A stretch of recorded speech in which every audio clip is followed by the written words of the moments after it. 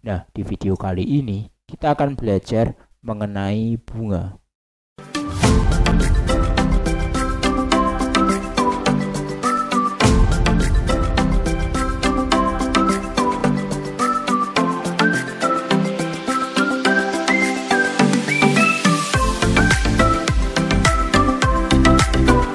Jangan lupa like, subscribe, dan aktifkan loncengnya. Konsep bunga dalam aritmatika sosial itu sering kali kita jumpai dalam kehidupan sehari-hari. Misalnya, saat kita menabung di bank. Salah satu keuntungan kita menabung di bank adalah kita memperoleh bunga. Nah, bagaimana sih konsep bunga itu? Untuk selengkapnya, kita simak pembahasannya berikut ini. Bunga tunggal. Tujuan di video pembelajaran kali ini adalah yang pertama, kita dapat memahami konsep bunga tunggal. Kemudian yang kedua, kita dapat menentukan bunga yang diperoleh setelah menabung di bank. Kemudian yang ketiga, kita dapat menentukan angsuran yang harus dibayarkan jika melakukan peminjaman atau kredit.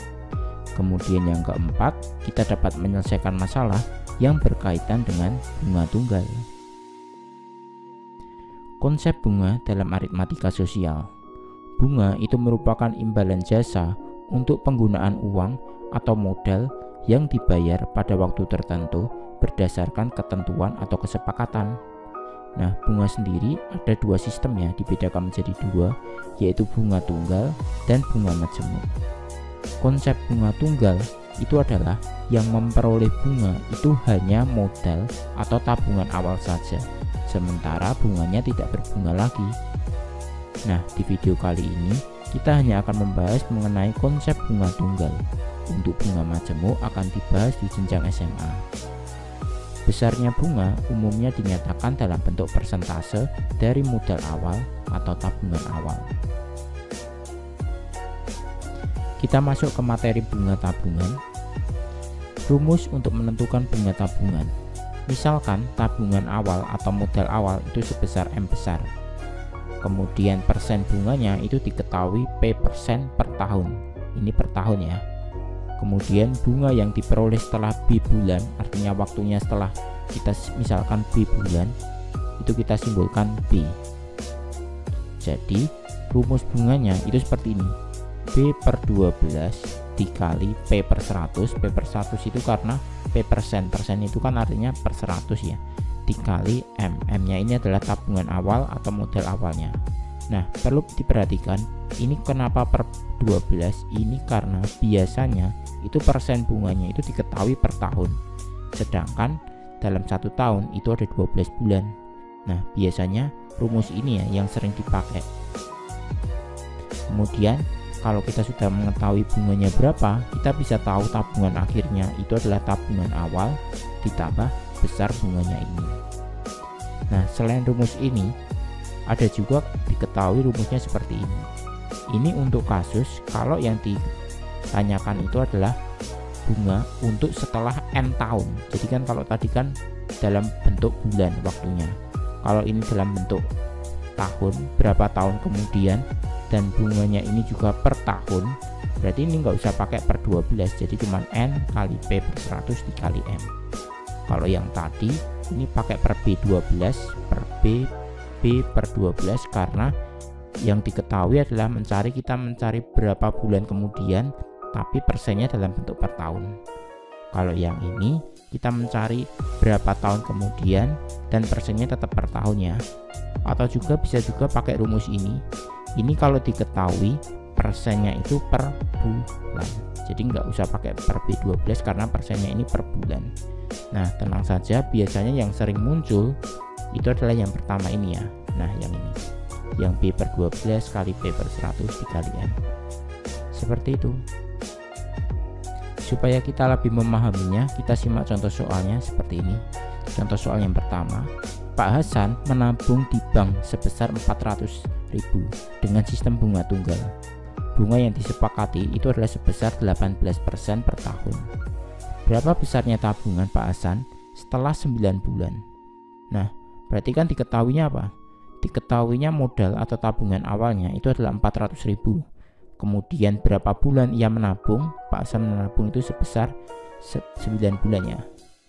Kemudian bunganya itu persennya adalah 18%. Jadi P nya ini 18. P ini cuma singkatan untuk persen. Ini cuma masalah simpel, sebenarnya perlu diganti-ganti juga. Nah, yang ditanyakan adalah tabungan akhir.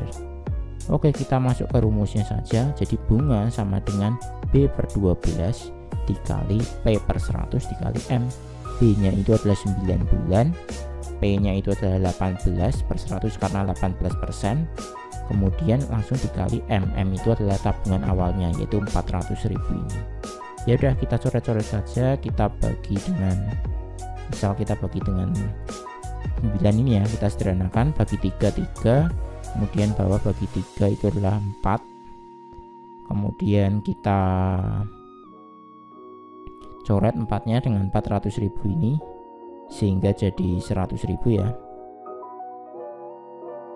Kemudian ini nolnya kita coret. Nah, seperti ini. Berarti bagaimana ini? Bunga tinggal 3 kali 18, terus kemudian dikali 1000 ini ya. Jadi diperoleh hasil akhirnya adalah bunganya itu sebesar 54.000. Kemudian tabungan akhirnya berarti tabungan awal itu adalah 400.000 ditambah bunganya 54.000, sehingga diperoleh tabungan akhir dari Pak Hasan setelah 9 bulan itu adalah Rp454.000. Seperti itu. Kita lanjut ke contoh soal kedua. Nah, contoh soal yang kedua, Ani menabung di bank sebesar 700.000 dengan sistem bunga tunggal. Bunga yang disepakati adalah sebesar 12% per tahun. Ini per tahun ya.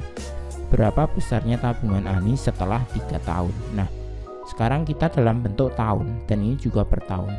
Jadi sebenarnya ada dua cara. Kita diketahui dulu M nya 700.000, B nya 3 tahun, P nya 12, sehingga ditanya tabungan akhir, sehingga jawabnya seperti ini. Nah, bunga sama dengan N kali P per 100 dikali M. Nah, ini nggak pakai per 12. Kenapa? Karena kita cuman pertanyaannya adalah tabungan Ani selama 3 tahun. Jadi ini dalam bentuk satuan tahun, ini juga per tahun. Jadi nggak pakai per 12 ya. Jadi diperoleh seperti ini, bunganya 3, persennya adalah 12 per 100 dikali 700.000. Ini nolnya dicoret, sehingga diperoleh 3 kali 12 kali 7.000, sehingga diperoleh bunganya itu adalah 252.000. Kita juga bisa saja kalau kita mau pakai rumus yang pertama, rumus yang sering kita gunakan, yang biasanya muncul yaitu per 12.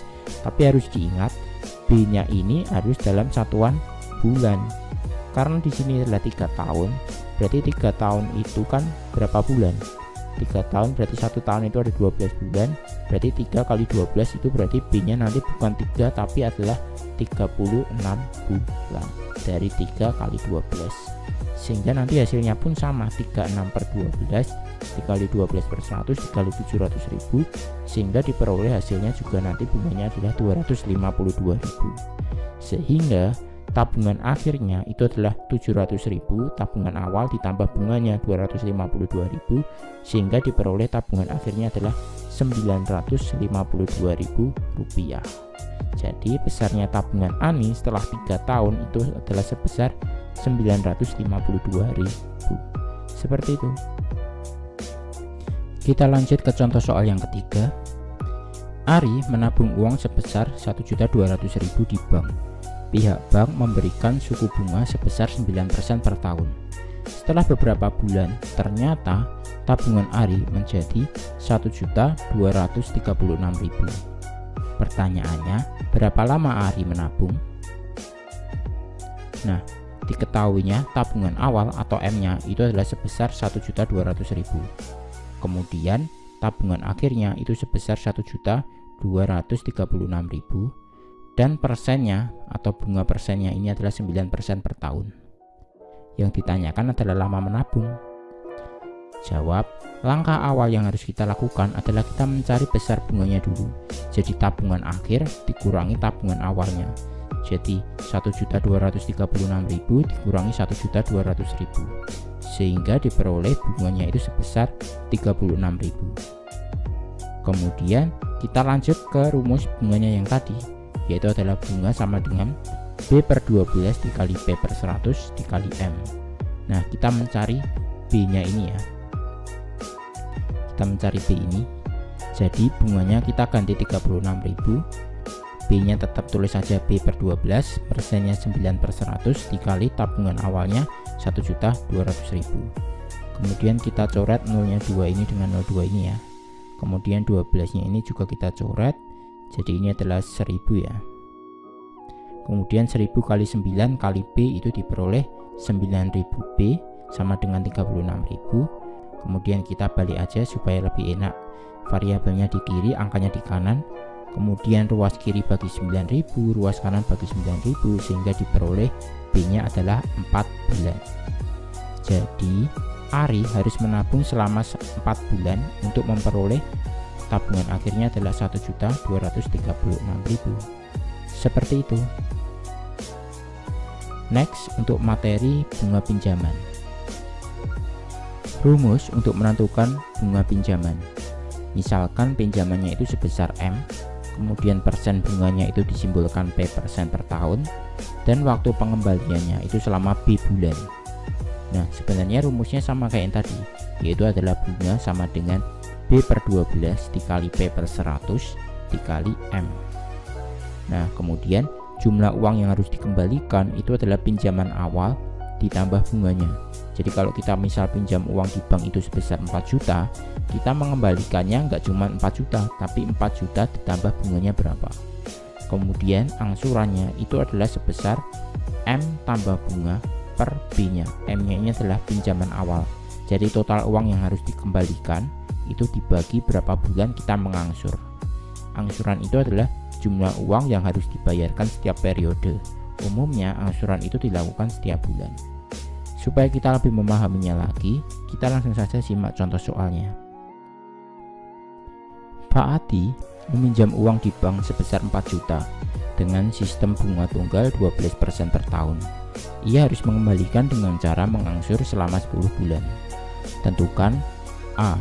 Bunga yang harus ditanggung oleh Pak Adi, B. Total uang yang harus dibayarkan Pak Adi, dan C. Angsuran yang harus dibayarkan setiap bulannya. Nah, diketahuinya M besar atau pinjamannya itu adalah 4 juta, kemudian persennya itu adalah 12% per tahun, dan diangsur selama 10 bulan, B-nya berarti 10 bulan. Oke, jawab. Yang pertama kita cari bunganya dengan rumus B per 12 kali P per 100 dikali M, sehingga B-nya 10 per 12, P-nya diganti 12, 12-nya bisa dicoret ya. Kemudian diperoleh bunganya itu sebesar 400.000. Berarti total uang yang harus dibayarkan oleh Pak Adi adalah 4 juta ditambah 400.000. Jadi total uangnya adalah 4.400.000. Itu adalah total uang yang harus dibayarkan oleh Pak Adi. Berarti angsuran setiap bulannya itu kan rumusnya seperti ini. M plus bunganya kan tadi udah kita cari 4.400.000 dibagi dia mengangsur selama 10 bulan. Jadi setiap bulannya Pak Adi itu harus mengangsur sebesar 440.000. Seperti itu. Oke, terima kasih. Nah, jadi seperti itu pembahasan di video kali ini. Untuk materi selanjutnya kita akan simak di video berikutnya. Oke, dadah.